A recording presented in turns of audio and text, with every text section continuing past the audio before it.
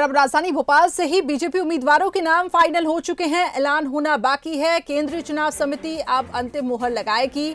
BJP कार्यालय में अहम बैठक खत्म हो चुकी है। सीएम शिवराज, प्रदेश अध्यक्ष वीडी शर्मा इस दौरान मौजूद रहे। सुहास भगत के साथ उम्मीदवारों के नामों पर चर्चा हुई है। आगर से बंटी ऊंटवाल, जौरा से सूबेदार सिंह का नाम लगभग तय माना जा रहा है।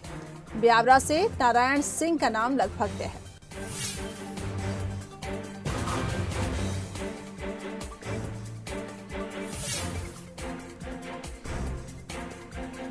तो बीजेपी उम्मीदवारों के नामों का ऐलान होना बाकी है। लिस्ट लगभग फाइनल हो चुकी है।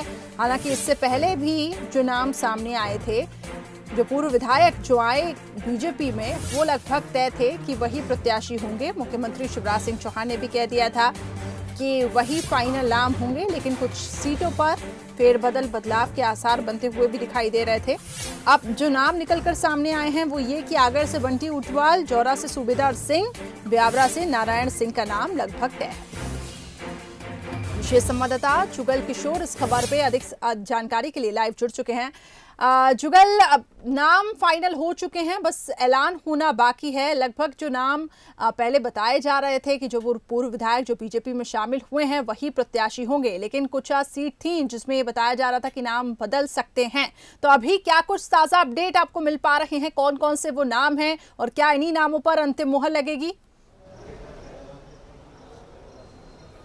देखिए, एक भी प्रत्याशी जो कांग्रेस से बीजेपी में शामिल हुआ है उनमें से किसी का भी टिकट नहीं बदला जाएगा, ये बहुत स्पष्ट हो चुका है। और 25 सीटें जो ऐसी हैं जहां कांग्रेस से जो नेता हैं, विधायक बीजेपी में शामिल हुए थे, उन सीटों पे किसी भी तरह का फेरबदल नहीं होगा। उनके नाम पर अंतिम मोहर लग चुकी है और अब बस केंद्रीय चुनाव समिति उनके नाम पर अंतिम मोहर लगा देगी और जल्द ही 1-2 दिन के अंदर बीजेपी वो सूची जारी कर देगी। इसके अलावा 3 सीटें ऐसी हैं जो निधन के कारण रिक्त हुई हैं, जिसमें ब्यावरा है, ब्यावरा और आगर मालवा, आगर और जोरा। 3 सीटें ऐसी हैं जो निधन के कारण खाली हुई हैं।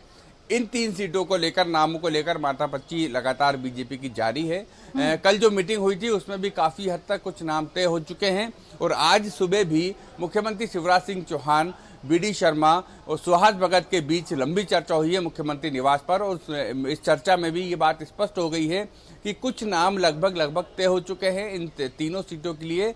अभी तक 2 पैनल थे, लेकिन अभी जो जानकारी मिल रही है कि सिंगल नाम के लिए सहमति लगभग बन चुकी है। हालांकि अभी भी फेरबदल की गुंजाइश है।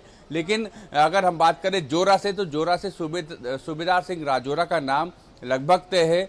अगर आगर की बात करें तो बंटी जायसवाल का नाम लगभग तय है। बंटी जायसवाल मनोहर ऊंटवाल के बेटे हैं और उनके निधन से ही ये सीट जो है वो रिक्त हुई थी।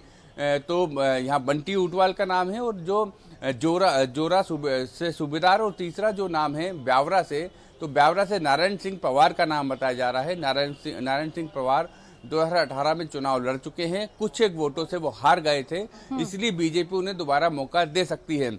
लेकिन करिश्मा, मैं यहाँ ये स्पष्ट कर दूं कि ये अंतिम अभी मोहर नहीं लगी है, अभी भी फेरबदल की गुंजाइश है। इसलिए लेकिन जो सूत्रों से जानकारी मिल रही है कि लगभग ये नाम तय हैं और जो बीजेपी, कांग्रेस से बीजेपी में शामिल हुए हैं उन सभी नेताओं को टिकट मिलेगी, ये बात भी बहुत स्पष्ट हो चुकी है। यानी कि जुगल, हमें कुछ देर और इंतजार करना होगा जब तक ऑफिशियल डिक्लेरेशन नहीं होता है। लेकिन एक छोटा सा सवाल मेरा, और मैं चाहूंगी कि संक्षिप्त में आप इसके बारे में बताएं कि कौन कौन से पैरामीटर्स हैं जो ध्यान में रखे जा रहे हैं। बीजेपी किस तरीके से फोकस बनाए हुए हैं इन सीटों पे, जैसे कि जो नाम है आगर से बंटी ऊंटवाल, जौरा से सूबेदार सिंह, ये जो नाम है, और कांग्रेस के लिए किस तरीके से ये चुनौती खड़ी कर सकते हैं?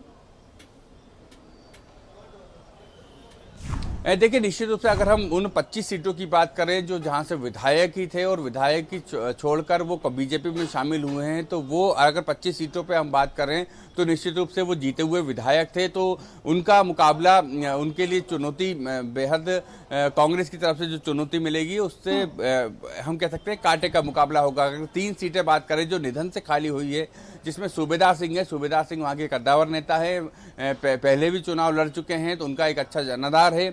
बंटी ऊंटवाल की बात करें तो बंटी ऊंटवाल मनोहर ऊंटवाल के बेटे हैं और मनोहर ऊंटवाल का निधन के कारण ये सीट खाली हुई है।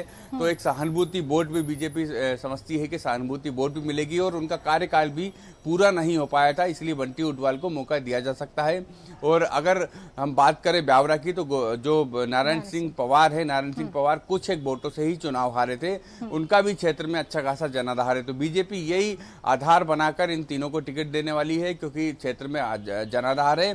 और एक थोड़ी चुनौती बीजेपी के सामने ये जरूर होगी कि जब टिकट वितरण हो जाएगा, नाम का ऐलान हो जाएगा, तो उसके बाद कुछ विरोध भी जरूर देखने को मिल सकता है। लेकिन स्वाभाविक है, जब किसी एक को टिकट मिलता है तो 4 विरोध करने वाले भी होते हैं। लेकिन बीजेपी इस मैनेजमेंट में माहिर है और वो इस तरह की चुनौतियों से आसानी से निपट सकती है। ठीक है जुगल, बहुत बहुत शुक्रिया आपका हमारे साथ जुड़ने के लिए। तो बीजेपी उम्मीदवारों के नाम फाइनल हो चुके हैं, ऐलान होना बाकी है।